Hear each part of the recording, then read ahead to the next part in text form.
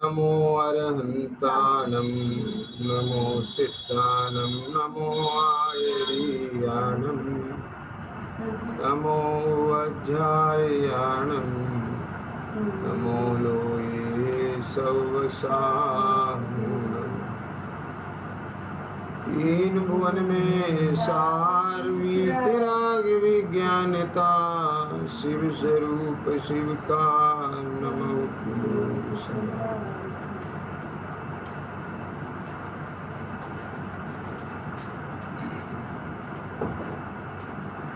षडाला जी ग्रंथ के आधार से अपना स्वाध्याय का क्रम चल रहा है और अपनी जो चर्चा तीसरे ढाल के 10वें छंद के आधार से चल रही थी, उसमें जो पंक्ति आई है, देव जिनेन्द्र गुरु परिग्रह बिन धर्म दया जुत सारो ये हुमान समकित को कारण अस्त अंगजुत धार।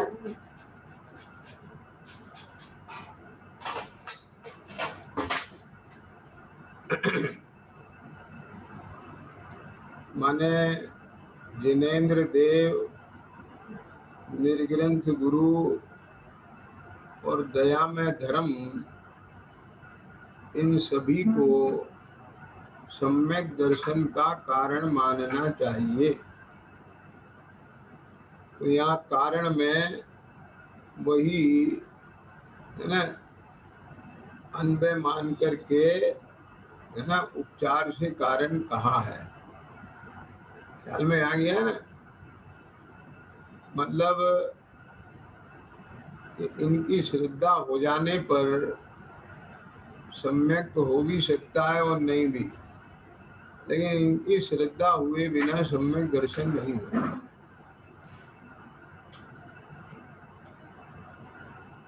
तो इस संदर्भ में कल अपन ने बात की थी कि जो देव शास्त्र गुरु का स्वभाव है, स्वरूप है, उसे भी बहुत अच्छी तरह से एक ज्ञान का विषय बनाना जरूरी है।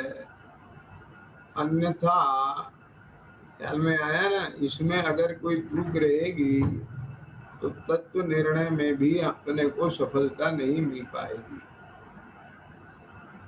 क्यों? क्योंकि जो देव शास्त्र गुरु का स्वरूप है, उसका संबंध 7 तत्वों से है।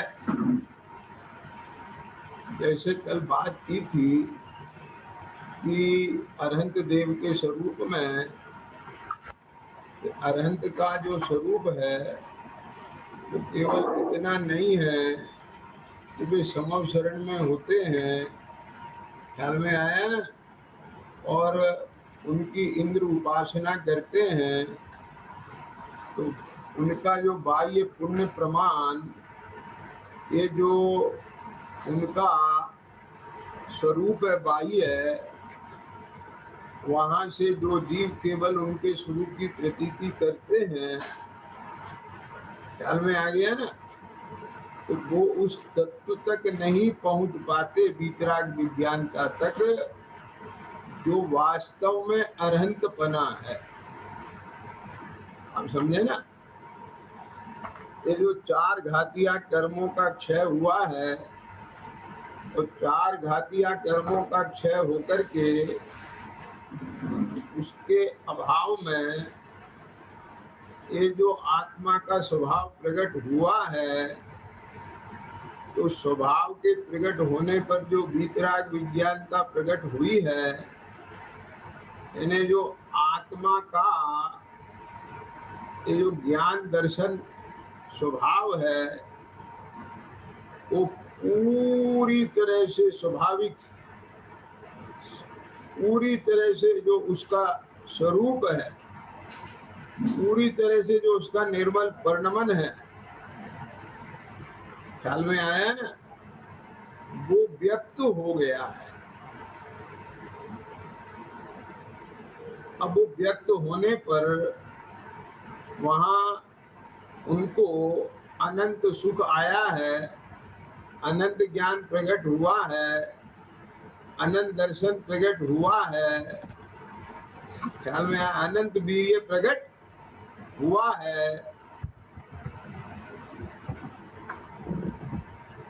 ख्याल में आ गया ना।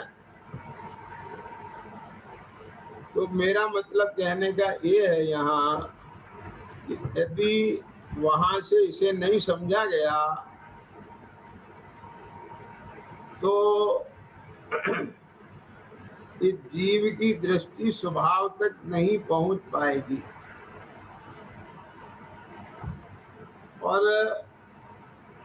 अपने को दृष्टि स्वभाव पर ले जाना है, अरहंत के स्वरूप को जानकर अपने स्वभाव को पहचानना है। क्योंकि अरहंत के स्वरूप को जानने से, ख्याल में आया ना, अपन अरहंत नहीं बन पाएंगे, लेकिन अरहंत के स्वरूप को जानकर ऐसा ही स्वरूप मेरा है, ख्याल में आया ना। उन्होंने जैसे अन्य जो औपाधिक भाव हैं, संयोग हैं, संयोगी भाव हैं, इन सबको गौण करके और अपने उस शुद्ध त्रैकालिक, है ना, एक गायक भाव का आश्रय लिया, उस शुद्ध स्वभाव का आश्रय लिया, उसी में मगनता को प्राप्त हुए, जिसके बल पर उन्होंने मोह राग द्वेष का भाव किया। तो मैं भी इसी प्रकार से अपने उस स्वरूप की प्रतीति करके मैं भी अपने उस स्वभाव को मोह राग द्वेष का भाव करके पर्याय में प्रकट कर सकता हूँ। ख्याल में आ गया ना। तभी तो वो चीज आएगी ना। क्या समझ में आ गया? तो यहाँ अपने 7वां अधिकार में 221 नंबर के प्रश्न से कल देव भक्ति का अन्यथा रूप, माने जो उसने शास्त्र में पढ़ा कि देव शास्त्र गुरु इनकी प्रतीति करने से सम्यक दर्शन होता है। तो ऐसी आज्ञा मानकर वो अरहंत देव को इस प्रकार से पहचानता है, उनकी भक्ति करता है, वो चर्चा कल प्रारंभ की थी। इसमें अपन 222 नंबर के प्रश्न पर कल जो चर्चा आई थी कि फल तो अपने परिणामों का लगता है, अरहंत तो उसमें निमित्त मात्र हैं। अगर कोई ये समझे कि अरहंत भगवान सर्व मोक्ष के दाता हैं, वे जगत का कल्याण करने वाले हैं, इस प्रकार की मान्यता को रखकर चलता है, तो वह उसका अज्ञान है। होता अपने परिणामों का फल प्राप्त होता है, उसी का वर्तमान में विशुद्धि का वेदन होता है, और उस विशुद्धि के निमित्त से जो पौद्गलिक कर्म अपने आत्मा के साथ में एक क्षेत्रावगाह रूप होते हैं, वो ही भविष्य में जाके फलित होते हैं, और उनका फल वो संयोग रूप में आता है। आ गया ना क्या? भगवान इसमें कुछ भी नहीं करते, भगवान तो इसमें निमित्त भूत है। ख्याल में आ गया? एक कल चर्चा लास्ट में आई थी। आगे बढ़ते हैं हम। देखो अपने परिणाम, दूसरा पैराग्राफ है ये। अपने परिणाम शुद्ध हुए बिना अरहंत ही स्वर्ग मोक्ष आदि के दाता नहीं है, तथा अरहंतादि के नाम आदिक से स्वान आदिक ने स्वर्ग प्राप्त किया। ये पुराणों में कथा आती है कि जीवंतर कुमार ने उस स्वान को नमस्कार मंत्र सुनाया तो वह देव हो गया। आगे तो वहां नाम आदि का ही अतिशय मानते हैं। क्या मानते हैं? अरे भगवान का नाम लेने से उसको एक फल मिला सुनने से कि वो स्वर्ग में देव हो गया। आया ख्याल में? परंतु बिना परिणाम के नाम लेने वाले को भी स्वर्ग की प्राप्ति नहीं होती। अब सुनना ध्यान से। अब मैं इसमें आपको इसका विज्ञान बताता हूं। विज्ञान ये है कि वो जो श्वान है ना, कुत्ता, वो कोई अरहंतादि का नाम नहीं पहचानता है। क्या बोला? देखिए जैन जी, मैंने उसे जाति स्मरण ज्ञान नहीं हुआ वहां। ख्याल में आया ना? ये जाति स्मरण ज्ञान होकर के उसे पूर्व भोग में कोई देशना मिली थी, देवसाज गुरु का उसे निमित्त बना था, वो याद आ गया, ऐसा नहीं हुआ। वहां तो उसके कसाय की मंदता बनी, जबकि प्रसंग संकलेशता का था। क्या कहा? प्रसंग कैसा था कि वे लोग उस कुत्ते को मार रहे थे, उस पर अत्याचार कर रहे थे। तो अब ऐसी स्थिति में उस कुत्ते के परिणाम बिगड़ते ना, माने उस जीव के परिणाम बिगड़ते कि नहीं बिगड़ते? स्वाभाविक था, परिणाम संकलेशित होते। लेकिन जीवंतर कुमार वहां पहुंचे और उनने वहां उसे नमस्कार मंत्र सुनाया। तो अब देखो मैं बताता हूं, बात समझना जरा ध्यान से। अरे ये जो पशुओं में भी आत्मा होती है ना, ये सामने वाले मनुष्यों के बॉडी लैंग्वेज का को पहचानती है। बता रहा हूं मैं, आप समझे ना? वो शब्द नहीं पहचानती है, वो बॉडी लैंग्वेज को पहचानती है, आपके हाव भाव, समझ गए? और दूसरी बात क्या है, तो इनके परिणामों में तीव्रता होती है, द्वेष रूप कसाय की तीव्रता होती है, हिंसा के परिणाम होते हैं। तो उनके शरीर से भी ऐसा निमित्त नैमित्तिक संबंध है, परिणामों के निमित्त से इस शरीर में से जो तरंगे निकलती है ना, वाइब्रेशंस, आप जिसे ओरा कहते हैं, क्या कहते? तो वो ऐसा होता है नेगेटिव टाइप का कि उसमें वो जीवों का परिणाम बिगड़ता है। लेकिन वहां कोई भद्र परिणामी, मंद कसाई, दया भावी, करुणा भावी, जिसके चित्त में जीवों के प्रति अनुकंपा का भाव है, समझ में आया ना? तो ऐसा जीव, एक तो उसकी बॉडी लैंग्वेज कैसी होगी, उसके आंखों में क्या झलक रहा होगा? क्रूरता की दया, आप समझ गए ना? पशु भी समझता है उस भाषा को, आंखों की। और उसके ओरा कैसा होगा? तो अब जीवंतर कुमार एकदम से, अरे भैया ये क्या हो रहा है, ख्याल में आया ना? कुछ तो वो थे ही धर्मात्मा जीव, और उस प्रसंग को देख करके उनको और अंदर से करुणा फूट पड़ी।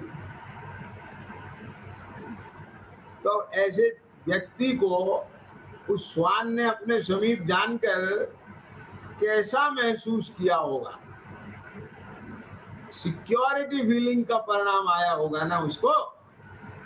क्या क्या यानी उन दुष्टों के बीच में वो अपने आप को असुरक्षित महसूस कर रहा था, और ऐसे जीवनधर कुमार को देखते ही क्या लगा होगा उसे, जैसे उसका कोई शुभ चिंतक रक्षक रखवाला आ गया।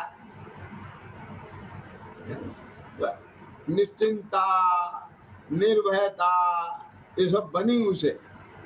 तो वो जो संकलेश वंकलेश था, एक तो वो हट गया, मंदता आ गई, आई समझ में ना। और उसने जब उसको नमस्कार मंत्र सुनाया तो उसे ऐसा लग रहा होगा, सुनना ध्यान से जरा, मानो ये व्यक्ति मेरे कुछ हित की बात बता रहा है। अब वो क्या बता रहा है ये उसे नहीं समझ में आ रहा। मेरा मतलब समझ में आया कि नहीं आया? क्या देखिए जैन जी, आप पॉइंट समझे ना।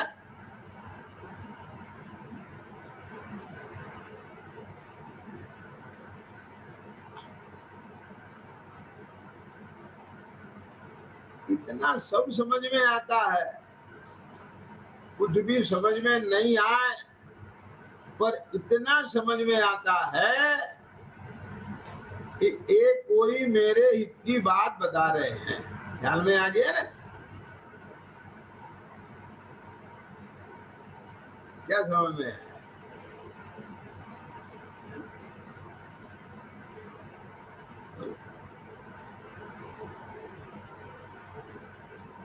और ऐसे जीव को देखकर स्वयं ऐसा आता है। आई बात समझ में? कि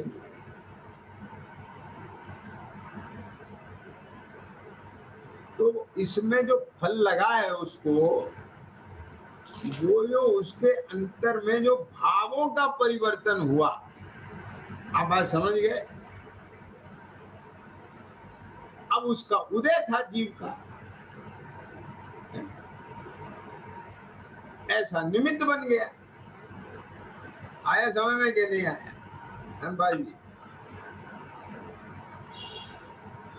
20-25 साल पुरानी बात होगी, 25-26 साल पुरानी।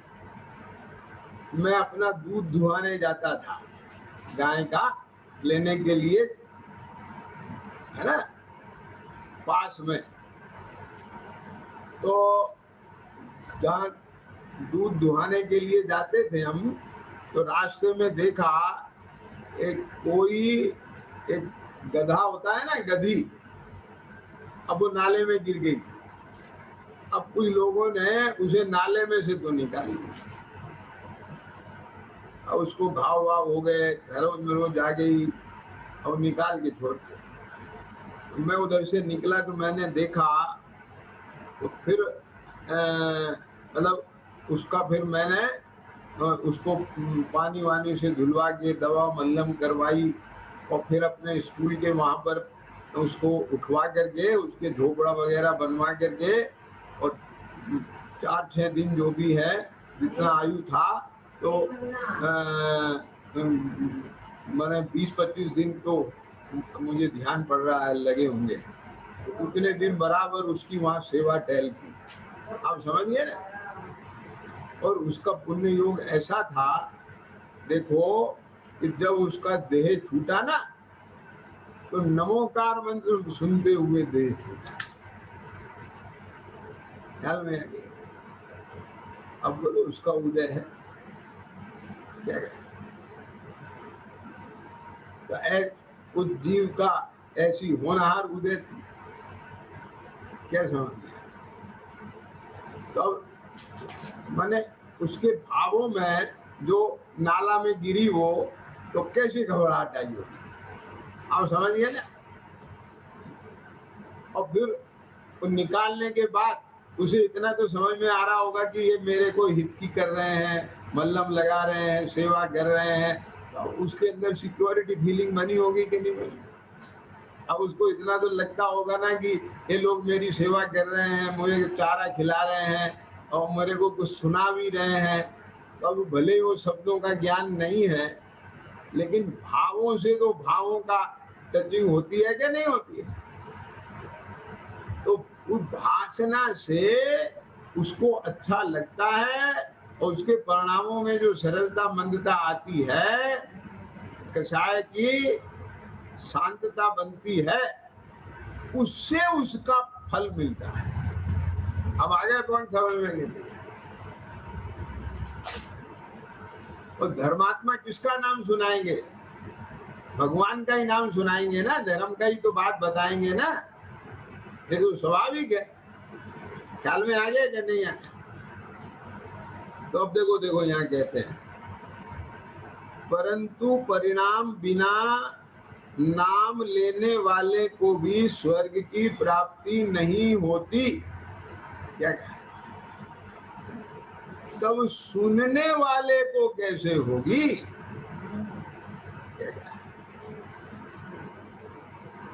आप बात समझ गए ना? मतलब क्या है कि आपके शरीर में बहुत वेदना है, परिणाम बिगड़ रहे हैं,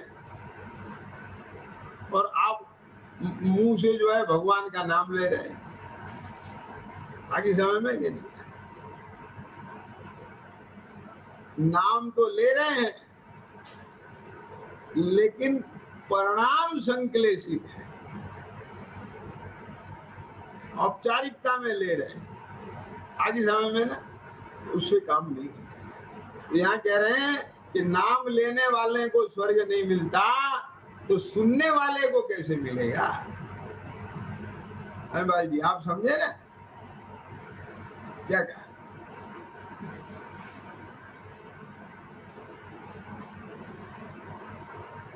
देखो ध्यान से सुनना, परिणाम बिगड़े तो भी नाम लेना,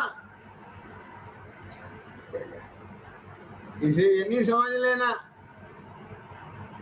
कि उससे कोई फायदा नहीं होगा। क्यों?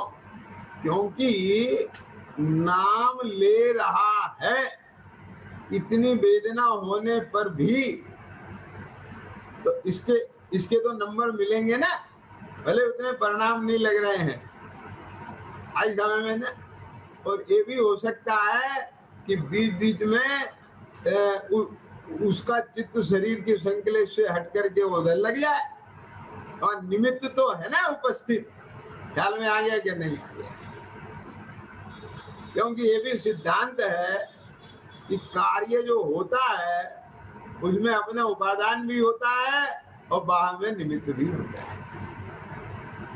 तो इसलिए आपको वहां पर सुनाने का काम तो रखना चाहिए, भले ही सुनने वाले के परिणाम लग रहे हो या नहीं लग रहे। धनपाल जी, आप समझे ना क्या कह रहे हैं? ये जो आपको विकल्प आया था ना, वो बहन जी थी ना, वो हॉस्पिटल में आपको जो भाव आया था कि इन्हें संबोधन मिल जाए, ये आपका विकल्प भी देखो ना, बहुत अच्छा काम कर गया। मैं देख रहा था उनके शरीर में वेदना थी, लेकिन बीच बीच में जब वो असहनीय होती थी, है ना, तब वो भले ही थोड़ा सा विबल होती थी, लेकिन वो फिर अपना चित्त सुनने में लगा थी।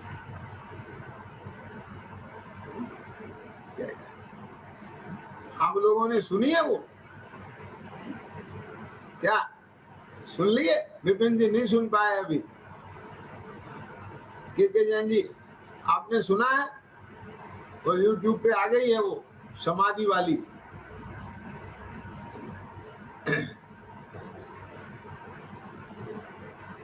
जिनने नहीं सुनी वो सुने, औरों को भी सुनवाए। क्यों? क्योंकि ये अपने भी काम की है, तो न मालूम कब कैसी परिस्थिति बने, तो इसको एक बार नहीं कई कई बार सुनना, क्योंकि वो चीज ज्ञान में रहेगी। तो अभी कुछ भी नहीं हो तो कम से कम उस समय वो बात ध्यान में आने से कुछ तो काम बनेगा ना, और दूसरों को भी के लिए भी शाही बनेगी वो। तो मैं क्या बात बता रहा था कि मुख्यता है परिणामों की, आप समझे। तो यहाँ कहते हैं तब सुनने वाले को कैसे होगी अगर उसके परिणाम में मंदता नहीं आई है। श्वान आदि को नाम सुनने के निमित्त से कोई मंद कषाय रूप भाव हुए हैं, तो कषाय की मंदता के भावों से उसको देव का बंध हो गया और वो देव गति में चला गया, स्वर्ग मिल गया। तो उपचार से नाम की मुख्यता की आई समझ में। देखो एक चीज और भी है, ध्यान से सुनना। जैसे मान लो हमने उनको संबोधन दिया, अब उनके परिणामों में शांतता आई सुनने से। धनपाल जी बता रहे थे कि उनको अच्छा लग रहा है ना। पहले तो 10-10:30 बजे सुनाया था, उन्हें अच्छा लगा तो उनने रेस्पॉन्ड किया। फिर 12 बजे इनका फोन आया तो फिर उनको 1.5 घंटे सुनाया। तो अब उनने वो स्वाध्याय थी और उनने वहां उपयोग लगाया और उन्हें अच्छा लगा, है ना। तो उनके जो शांतता आई, तो कहने में क्या आएगा कि भाई साहब आपने बड़ा अच्छा संबोधन दिया, उसे सुनने से उनके भाव शांत हो गए। तो कथन तो निमित्त की तरफ से आता है ना। इस शांतता तो इसलिए हुई कि उनने अपने परिणाम लगाए और उनके परिणाम लगे और उनमें परिणमन हुआ। और नहीं तो किसी के परिणाम बिगड़ सकते। ये क्या है फालतू में, मैं तो मारा जा रहा हूँ, मेरे तो शरीर में इतनी तकलीफ हो रही है और ये अपनी अपनी धाए धाए में लगे। समझ में आया कि नहीं? बोले अब समझिए ना। मैंने ये भी देखा है कई लोगों के यहाँ कि थोड़ा अगर रोगी ऐसा है कि आप अपने को ऐसा लगा कि ये थोड़ा सा धार्मिक रहा है, इसे इस समय पे सुनाओ, तो परिवार वालों को ऐसा लगता है कि जैसे ये इसके साथ उपसर्ग कर रहे हैं। क्या समझ में? के जैन जी आप समझे ना। अपने पंडित बाबूलाल जी थे ना, दरियागंज वाले, तो पूरे जीवन भर में तो मेरा परिचय नहीं रहा, लेकिन आखिर के 2-4 महीने 6 महीने साल भर मुझे याद ज्यादा नहीं रहती है बात, पर भाव उसका ख्याल में रहता है। तो आखिर समय में मेरा उनसे मिलना हुआ था, तो वो बहुत प्रसन्न हुए चर्चा करके हमसे। तो फिर मैं जब भी विकास के यहाँ वहाँ क्या नाम है विवेक विहार में आना होता था, तो वो वात्सल्य भाव से पंडित जी स्वस्थ रहते थे, मैं ही चला जाता था विकास के साथ, चर्चा होती थी, समझ गए ना। तो एक दफे गया तो पता चला उनको ब्रेन हेमरेज हो गया। तो अब वो अम्मा जी थी, वो पहचानती थी भाई साहब आए, मैंने उनको सुनाने की कोशिश करूं और उनको ऐसा लगे कि ये पंडित जी को डिस्टर्ब कर रहे हैं, इनको आराम करने दो। तो भी मैंने उनके बुरे लगने की परवाह किए बिना जितना हो सकता था उनको संबोधन दिया। ख्याल में आएगा। तो मैं आपको ये बताना चाह रहा हूं कि ऐसा सुनना ध्यान से, जिनने जीवन भर स्वाध्याय की, सब हुआ, आखिरी समय में मान लो मैं पहुंच भी गया, उनको सुना भी रहा हूं, अब मुझे वो ध्यान नहीं है कि फिर 1 दिन बाद या 2 दिन बाद कब शरीर पूरा हुआ वो, लेकिन एक तरह से उनको सुनाने का प्रसंग भी बने और फिर परिवार वालों को तकलीफ हो जाए। ख्याल में आया क्या? और कई बार परिवार वालों की भावना होवे और मरीज को तकलीफ हो जाए, उसके परिणाम बिगड़े सुनने से। आप बात समझ रहे हो ना धनपाल जी, मैं क्या कहना चाह रहा हूं? ये इतना दुर्लभ काम है, ये दुर्लभता बता रहा हूं कि पहले तो सुनाने वाला मिल जाए और फिर परिवार वालों को तकलीफ ना हो, और सुनने वाला जो मरीज है उसको भी अच्छा लग जाए। अब बोलो कितनी दुर्लभता है, आप समझे ना? तो बहन जी का भी निश्चित बहुत अच्छा पुण्य योग रहा। धनपाल जी क्या कहा, आपके भाव हो गए, उनके परिवार वालों के भी भाव हो गए, स्पीकर अरेंज कर लिया, उनको बराबर एक आदमी कान के पास स्पीकर लगे रहा, एक सेवा करता रहा, आप समझे ना? तो निश्चित मुझे ऐसा लगता है कि उनने वहां बहुत ग्रहण भी किया है और उसका लाभ भी मिला है, तभी ये ऐसे बनाव भी बनते हैं, आप समझे? तो असली चीज क्या है इसमें? असली चीज है जीव के परिणामों में समता आना, जीव के परिणामों में शांति आना, वहां उसकी दशाएं मंद होना। लेकिन इतने के फल में पुण्योदय से उसे अच्छी गति तो मिल सकती है, लेकिन असली चीज जो यहाँ है वो उसकी दृष्टि उपयोग भेद ज्ञान करके अपने स्वरूप के सन्मुख जाए। समझ में आया कि नहीं आया? तब वो जीव आखिरी समय पे जाते हुए ये जो तत्व ज्ञान का संस्कार ले जाएगा, उसके बल से वो आगे की पर्याय में भी अपनी आराधना प्रारंभ करेगा। अब बात पकड़ में आई है कि नहीं आई है? अब आगे कहते हैं, देखो, तदा अरहंतादि के नाम पूजनादिक से अन्य सामग्री का नाश, इष्ट सामग्री की प्राप्ति मानकर रोग आदि मिटाने के अर्थ, धनादि की प्राप्ति के अर्थ नाम लेता है, वह पूजन आदि करता है। ये बहुत बड़ी बीमारी है।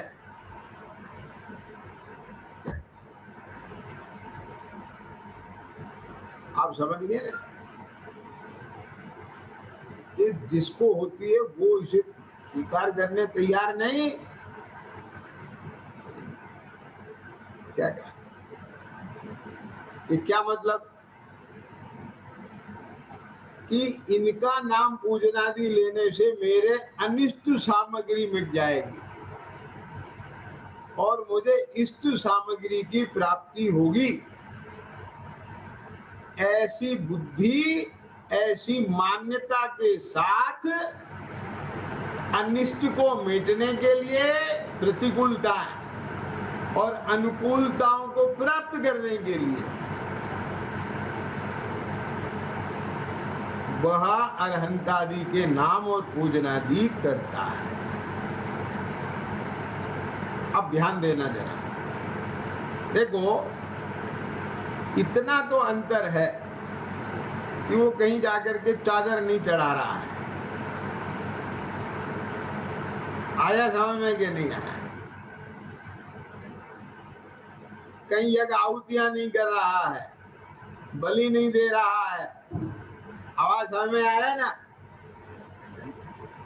तंत्र मंत्र होना टोने में नहीं जा रहा है, समझ गए ना? उसको एकमात्र अरहंतादि ही उपास्य लगते हैं। बात पकड़ना जरा, लगते हैं माने वो भले कुल परंपरा से या बाह्य लक्षण आदि के आधार पर जैसे भी है, उनने अपनी श्रद्धा को, आस्था को इन अरहंतादि तक सीमित रखा है। अन्य जीवों से क्यों? क्योंकि जिसकी ये मान्यता होती है कि मेरे मनोरथ की सिद्धि हो, जिसकी ये मान्यता होती है मेरा अनिष्ट मिट जाए। अनिष्ट में शरीर का रोग हो सकता है, बच्चा का हो सकता है, व्यापार हो सकता है, मुकदमा हो सकता है, चाहे जो भी,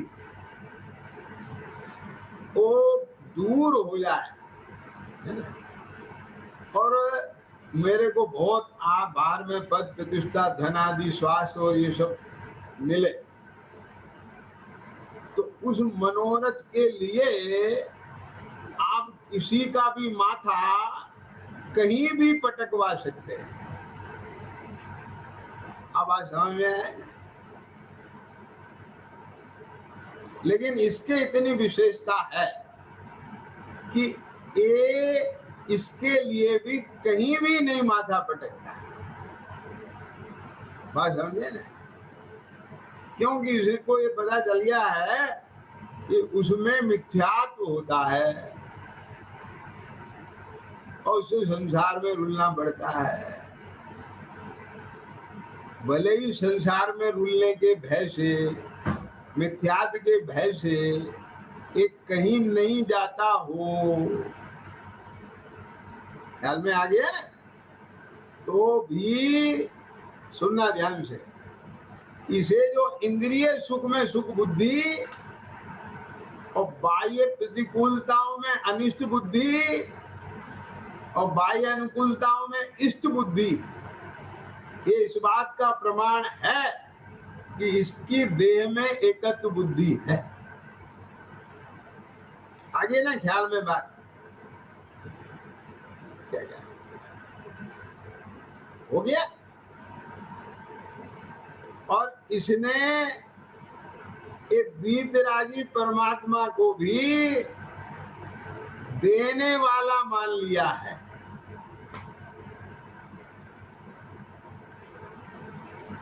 तो बोलो वो मिथ्यात्व कैसे जाएगा? यद्यपि वो सद निमित्त के पास है, तो भी निमित्त क्या करेगा? बात पकड़ में आ रहा है ना?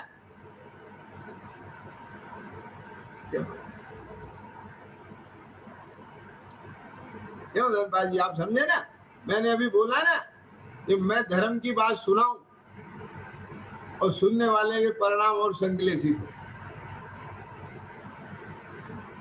तो परिणाम संकलेशित होने में धर्म का कथन निमित्त कहलाएगा। आपके गले से उतर सकती है बात, पर वहां तो हो रहा है। हम जितना जितना सुनाते हैं उसको तकलीफ होती है। अब वो सोचता है बंद करेंगे और फिर हम चालू हो जाएं और फिर और जैसे आग में घी डाल दिया। ख्याल में आ गया ना?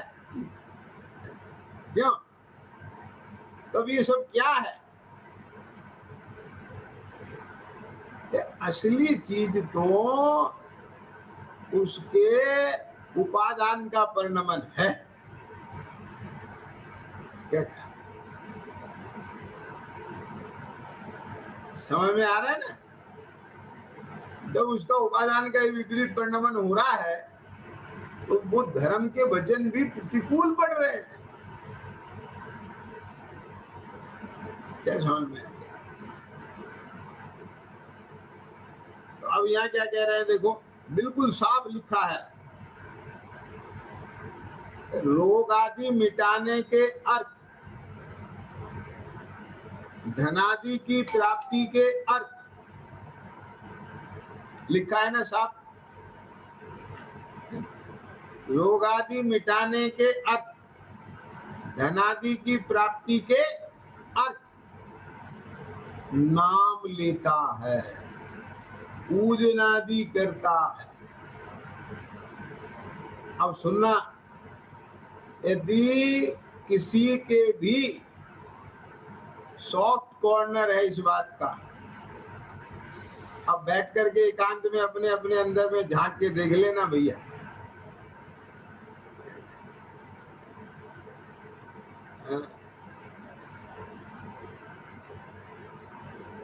अभी आगे निसंकित निकांक्षित आदि अंगों की चर्चा में और बहुत बातें खुलेंगी, लेकिन मैं यहाँ भी ये बात कहना चाहता हूँ, जब क्योंकि प्रसंग चल रहा है ना, तो ये अंदर में झांक के देख लेना चाहिए कि दो बातें हैं इसमें।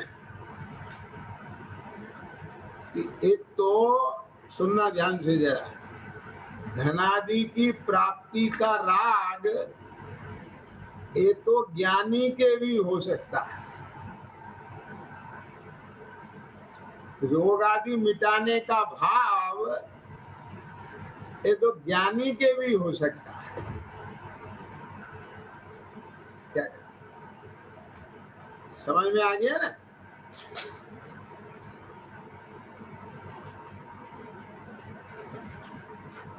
लेकिन सुनना ध्यान से, वो वहां कि मेरे रोग मिटा देंगे भगवान और धन दे देंगे, अगर उसको ऐसा लगे तो समझ लो वहां उसका मोह है, भ्रम है, अज्ञान है। एक ज्ञानी को कभी ऐसा लगेगा ही नहीं, क्योंकि उसे विज्ञान मालूम है। क्या विज्ञान मालूम है? कि भगवान की भक्ति के काल में जो परिणामों की विशुद्धता होती है, उस विशुद्धता के निमित्त से जो पुण्य परमाणुओं का आश्रय बंद होता है, उसके उदय आने पर स्वयं बाह्य अनुकूलताएं फलित होती हैं। ये विज्ञान उसके ज्ञान में है, इस स्वरूप के प्रति उसे निशंकता है। तो फिर वो ये बात कैसे लग सकती है कि भगवान देते हैं? सुनना ध्यान से। और जब ये बात नहीं लगती कि भगवान देते हैं, अब दे सकते हैं भगवान, तो फिर वो इसके लिए क्यों भगवान की पूजा करेगा? क्या कह गए? समझ में आ रहा है ना? एक अनपढ़ भिखारी भी वहां नहीं खड़ा रहता जहां उसे लग जाता है यहाँ कुछ नहीं मिलेगा। उसे भी ऐसा समझ में आ जाता है ये बाबूजी दे देंगे, इसलिए वहां जाता है। समझ गए ना? और 2-4 मिनट इसलिए खड़ा रहता है कि शायद इनके मन में फिर भाव आ जाएगा, लेकिन जब उसे लग जाए कुछ नहीं होने वाला है तो चला जाता है। बात समझ गए ना? तो फिर ये काहे को फिर इसलिए नाम लेगा, पूजन आदि करेगा, जब इसे पता है कि ये तो भीतरागी परमात्मा है, एक द्रव दूसरे द्रव में कुछ करता ही नहीं, और उन्हें तो भाव विकल्प भी नहीं है, और वो कोई दे ही नहीं सकता है, तो फिर ये कैसे मानेगा वो? तो ये सीधा सीधा इसका ये अज्ञान है, तत्व संबंधी भूल है। अब आज समझ में आया कि नहीं आया? इसीलिए तो मिथ्या दृष्टि है। क्या? अब दूसरी बात समझिए इसको।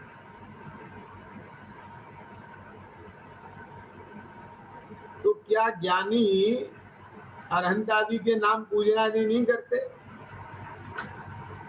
यदि वो किसी उपद्रव के बीच में आ जाते हैं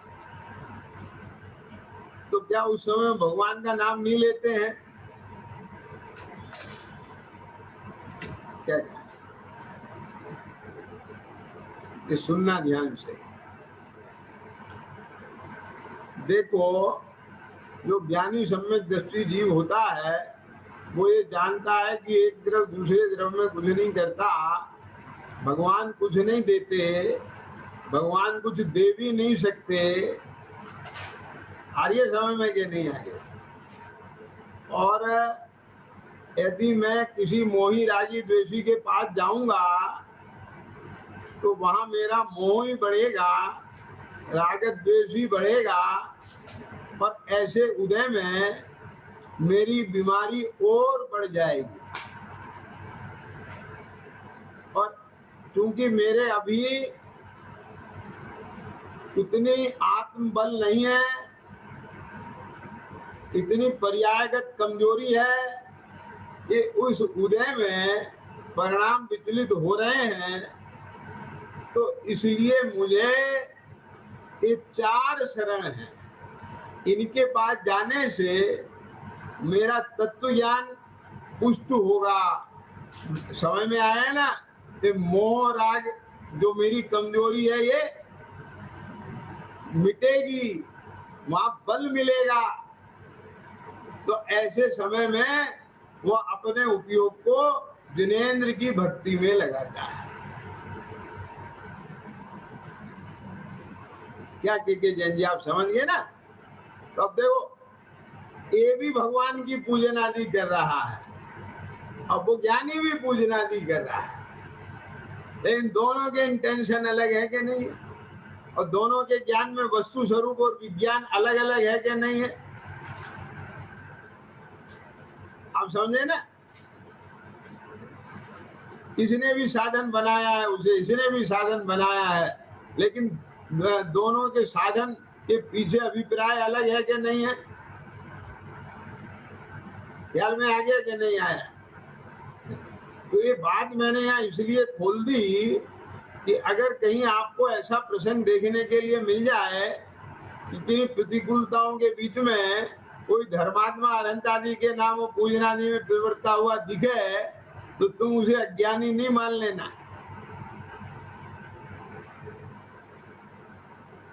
क्या कहा? जिन्हें समझ में आया कि नहीं आया? ये तो अंतर का अभिप्राय है, आप समझे ना? अपना ऐसा अभिप्राय नहीं बने, है तो उसे दूर करना और बनने नहीं देना। तत्व ज्ञान को अपना पुष्ट रखना, ऊर्ध रखना वस्तु स्वरूप को। ख्याल में आ गया? आप समझ गए ना? तो यहाँ उस दृष्टि से ये मंथन चल रहा है, दूसरों को प्रवृत्ते हुए देख के कसाय करने के लिए और हीन देखने के लिए नहीं इसका उपयोग करना। अब आगे देखो क्या कहते हैं। सो इस तनिष्ठ का कारण तो पूर्व कर्म का उदय है, अरहंत तो करता है नहीं। अरहंतादि की भक्ति रूप शुभोपयोग परिणामों से पूर्व पाप के संक्रमणादि हो जाते हैं, इसलिए उपचार से अनिष्ट के नाश का व इष्ट की प्राप्ति का कारण अरहंतादि की भक्ति कही जाती है। परंतु जो जीव प्रथम से ही, अब ये लाइन इंपॉर्टेंट है, क्या कहा? मैं यहां वजन दे रहा हूं, परंतु जो जीव प्रथम से ही माने पहले से ही संसारिक प्रयोजन सहित भक्ति करता है। क्या कहा? वो आया इसीलिए है। क्या कहा? समझ में आ गया ना? वो जो उसने भगवान का नाम लेना चालू किया है, पूजन आदि करना चालू किया है, वो इसीलिए किया है। प्रथम से ही संसारिक प्रयोजन सहित भक्ति करता है, उसके तो पाप ही का अभिप्राय हुआ। देखो सुना ध्यान से, एक एक शब्दों पे ध्यान देना। पंडित जी ने ये नहीं लिखा है कि उसके भक्ति रूप भाव पाप भाव है, क्या? जिन्हें समझ रहे ना, है ग्रंथ है ना सामने, तो देखो क्या लिख रहे हैं यहाँ पर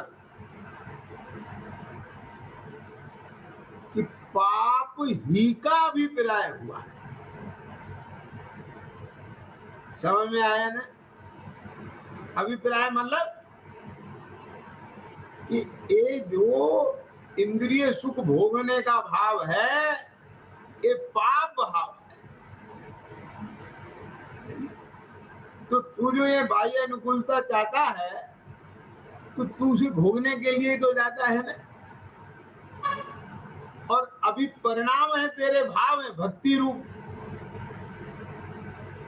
सुनना ध्यान से, भाव भक्ति के और अभिप्राय पाप का। क्या कहा? धनपाल जी पकड़ में आ गई बात?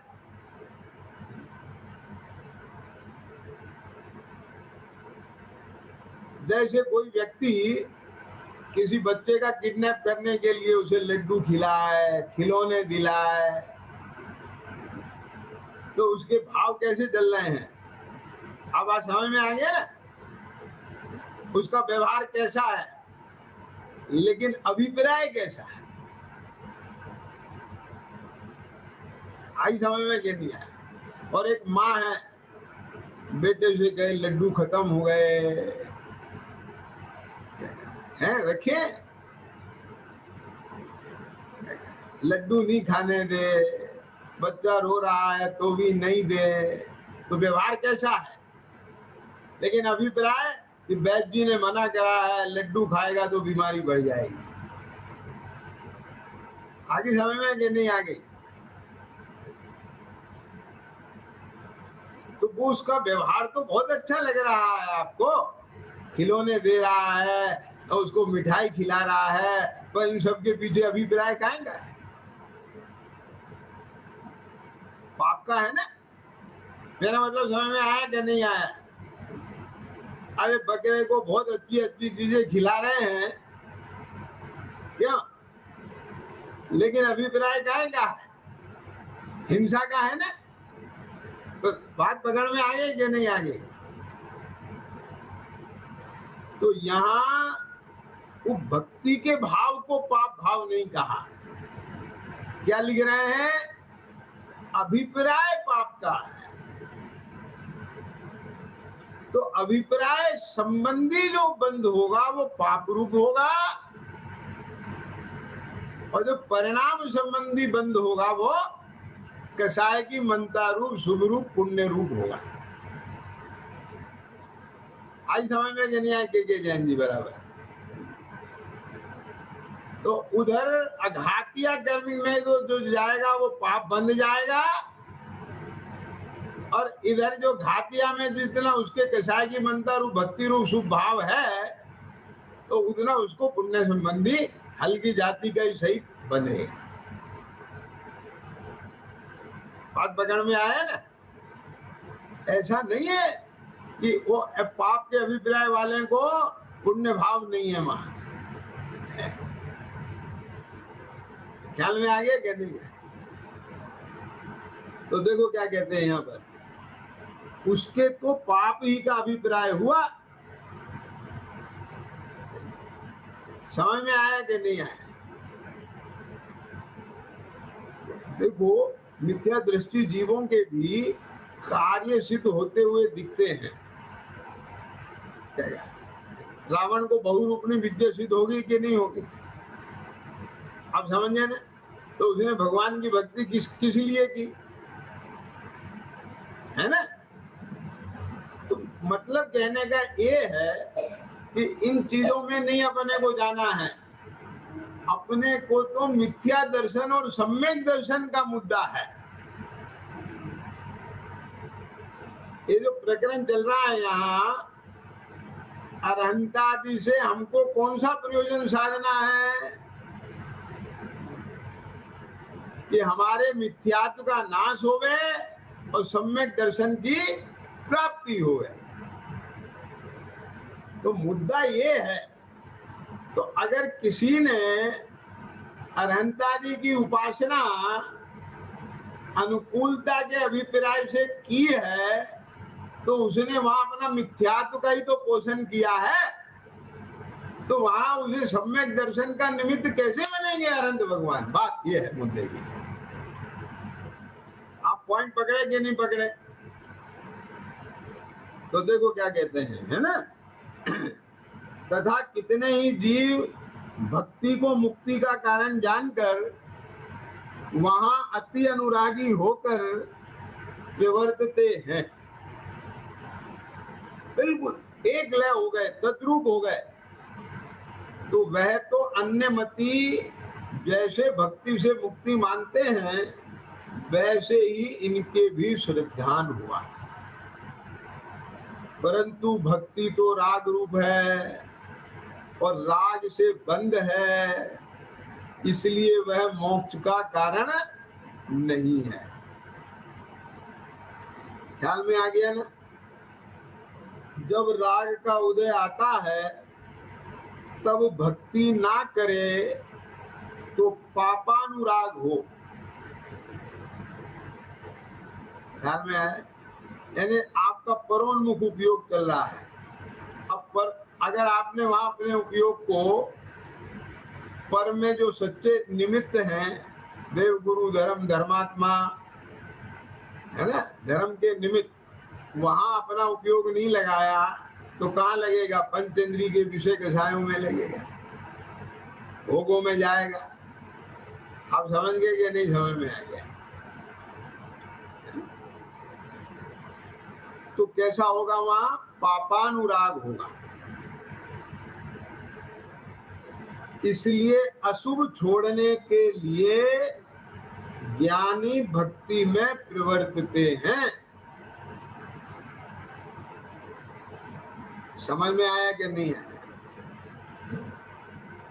और मोक्ष मार्ग को बाह्य निमित्त भी जानते हैं, निमित्त मात्र भी जानते हैं।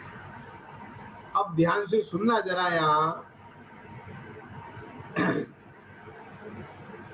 यहाँ मैं थोड़ा सा इसका मर्म निकाल के बताना चाह रहा हूं।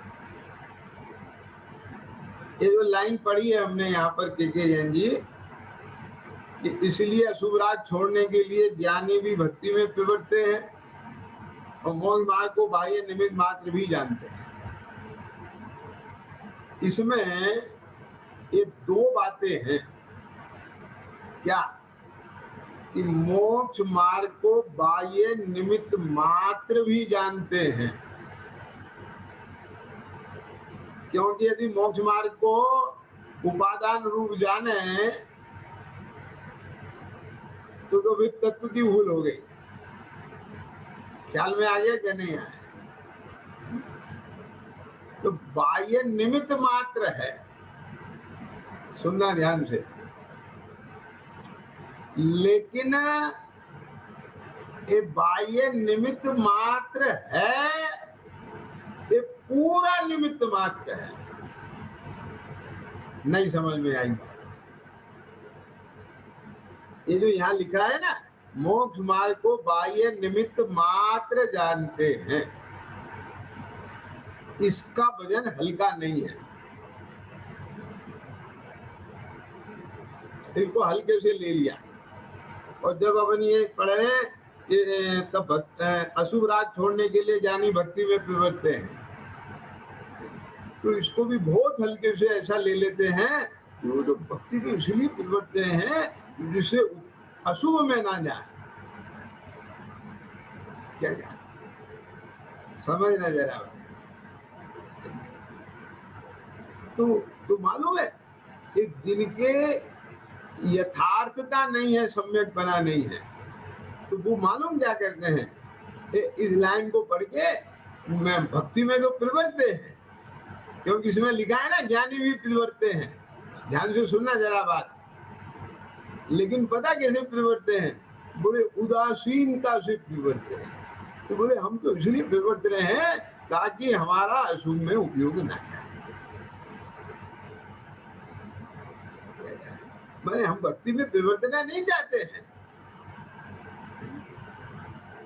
समझ में आया ना?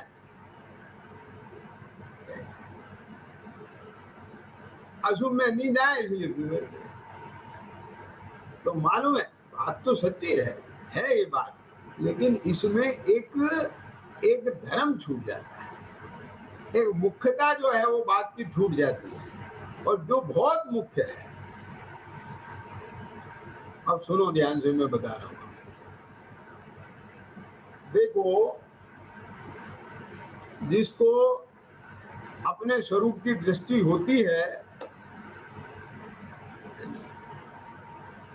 तो उसका भाव यही होता है, मैं रहूं आप में, आप नहीं। क्यों? कि संबर तो वहीं रहने से हुआ, पर के लक्ष्य तो संबर होगा नहीं, और संबर ही होने पर सुख होता है, और सुख ही चाहता है, सुख का ही वेदन चाहता है, और सुख का वेदन होता है संबर होने पर। तो संवर वाली दशा कौन नहीं चाहेगा? अब वो कहां से आएगी कि मैं रहूं आप में आप नहीं। तो ये तो हो गया कि रहूं आप में आप नहीं। लेकिन जब नहीं रह पाता है, यानी अब आया राग का उदय, तो अब उस समय ध्यान से सुनना, जिसे आत्मा सुहा रहा है, आत्मा माने ज्ञान मात्र, आत्मा माने राग आत्मा नहीं, आत्मा माने शुभ राग नहीं, पुण्य भाव नहीं, आत्मा माने ज्ञान मात्र। ख्याल में आ गया ना? सुहा रहा है तो वो उसमें नहीं रह पाए और राग का उदय आए, तो या तो वो राग फिर से अपने में आने के लिए जोर मारेगा,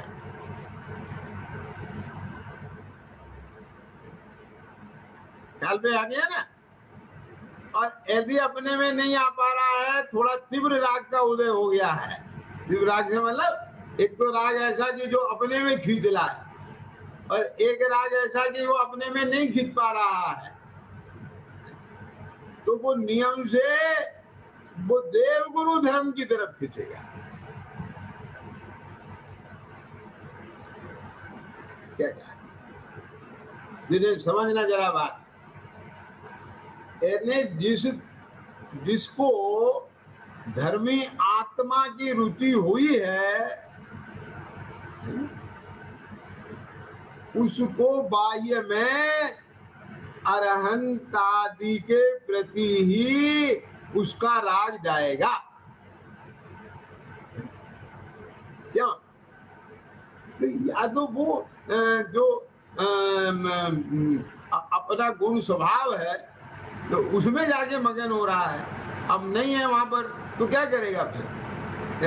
अरहंतादि के प्रति बहुमान आएगा कि हे प्रभु आपने मुझे ऐसा आत्मा बताया है, तो भक्ति करेगा।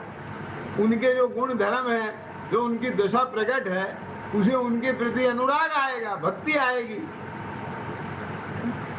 बात समझ गए ना? और सुनना ध्यान से, और यहां से भी हटे तो कहां जाएगा? कि अशुभ में जाएगा। अब मैं इस चीज को दूसरे एंगल से बता रहा हूं, ध्यान से सुनो, बहुत मार्मिक बात है। ये सारी कहानी शास्त्र में पढ़कर इन निमित्त की तरफ से चलती है। ये सारी बात क्या चलती है कि अशुभ से बचने के लिए शुभ में आ जाता है, शुभ भी नहीं चाहता है, ये नहीं चाहता है, तो इसलिए ये पढ़ पढ़ करके एक मेंटेलिटी बन जाती है और वो प्रवृत्ति में इसे पकड़ लेता है। लेकिन असली बात बताने अब आपको क्या है, ये सुनो ध्यान से। जैसे मान लो आप अपने घर में से बाहर आए, घर में एसी है, ठंडक है, एसी भी छोड़ो, ठंडक है ना?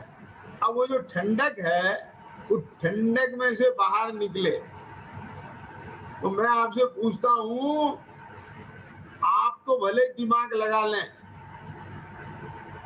लेकिन एक पशु वो नहीं जानता कि धूप कहाँ है और छां कहाँ है, लेकिन घर से बाहर जाने पर ऑब्वियसली उस पशु को छाया में रहना अच्छा लगेगा, धूप में रहना अच्छा नहीं लगेगा। ये चर्चा मैंने वेदन की तरफ से की है। अब पॉइंट समझ में आ गया ना? ये सुहाता ही नहीं है उसे। ये धूप में रहना सुहाता ही नहीं। आप देख लो, आप धूप में खड़े हो तो आकुलता हो जाती है, तो आप इधर उधर निगाह दौड़ाते हैं कि भैया कहीं छाया मिल जाए। ख्याल में आया ना? यहाँ सीधी धूप लग रही है तो कम से कम थोड़ा सा आड़ वाली धूप मिल जाए, भले गर्मी है, छाया मिल जाए, हवा मिल जाए। आप कोशिश करते हैं कि नहीं करते? तो मैं यहाँ ये कहना चाहता हूं कि आप बाह्य प्रवृत्ति से नहीं पकड़े, आप भीतर के वेदन से पकड़े। सुनना ध्यान से जरा। यदि आपने ज्यादा आकुलता कम आकुलता और ये वेदन से बात पकड़ी, जैसे मैंने धूप छाव से बताया, तब तो आप असली में उस पापानुराग से बच के, अशुभ राग से बच के शुभ राग में आ जाओगे। और यदि ये बात नहीं पकड़ी तो होगा क्या मालूम है? अशुभ प्रवृत्ति छूटेगी, प्रवृत्ति में शुभ आएगा। लेकिन हो सकता है प्रवृत्ति में शुभ आने पर भी उपयोग शुभोपयोग ना हो।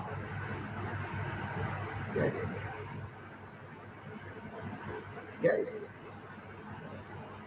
आप देखो, बाहर में प्रवृत्ति में पूजा कर रहे हैं और भीतर ही भीतर ये इतना तरफ चला रहा है, ये ऐसे कर रहा है, ये आगे खड़ा हो गया है, ये हमें नंबर ही नहीं लेने दे रहा है, ये यूं कर रहा है, वो यूं कर रहा है। तो बोलो शुभ राग चल रहा है तुम्हारा, वहां शुभोपयोग चल रहा है वहां। मेरा मतलब समझ में आया कि नहीं आया? अरे तूने प्रवृत्ति से शुभ अशुभ देखा, यहाँ परिणाम से शुभ अशुभ होता है। क्या कहेंगे? नहीं आई समझ में बात? जिन्हें पकड़ में आई बात, क्या कहा? ये बहुत मार्मिक बात है। अभी समय हो गया है, इस पर और विस्तार से अच्छी चर्चा खुली है। कल इसका प्रारंभ यहीं से करेंगे, ध्यान दिला देना हमें है। सहजानंदी शुद्ध स्वरूपी अविनाशी में आत्म स्वरूप सहजानंदी नंदी शुद्ध